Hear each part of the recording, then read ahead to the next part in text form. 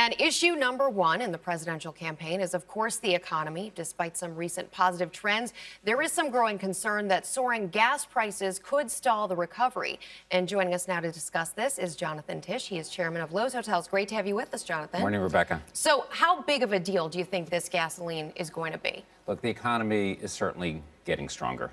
We're starting to see areas around the country where employment numbers are getting better. But when people go to the pump and they're faced with putting $5 a gallon worth of fuel in their car, multiply that times millions and millions of people doing it every minute, it's a challenge. And then when you look at some of the problems that we still face in the Eurozone, what's going on in the Middle East, things are getting better, but there are clearly some areas that we're still very concerned about.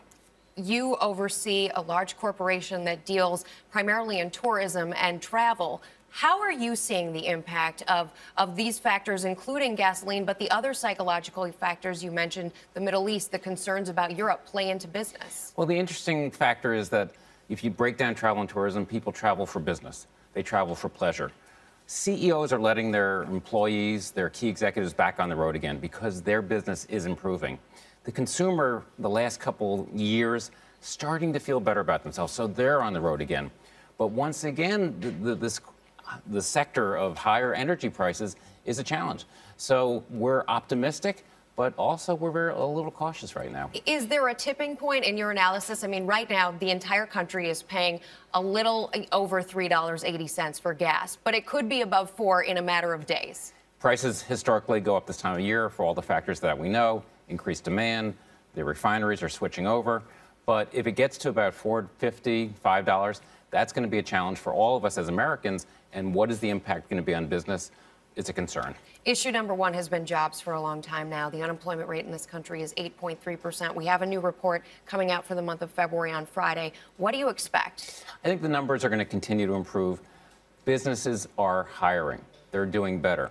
And if you look what happened over the last 2 years, 3 years, CEOs got their balance sheets in much better shape. There's less debt. They're sitting on some cash. They are starting to expand. But they're only going to expand if there's a good business reason for it, if there is a business case. And the challenge today is that the margin of error is so thin. You can't make a bad decision because they're going to take you down quickly. It's such a competitive world that we live in. And by they, you mean Wall Street? Wall Street, if you're a publicly traded company, the banks, they are so nervous because they're still working on resolving their issues. So a CEO, a head of a business, whether it's a mom and pop or a big public company, they want to expand. They want to hire more people, but they're nervous. They're always looking at what the possible downside is. John Tisch, thanks so much. We appreciate you being with us. Thanks, Rebecca.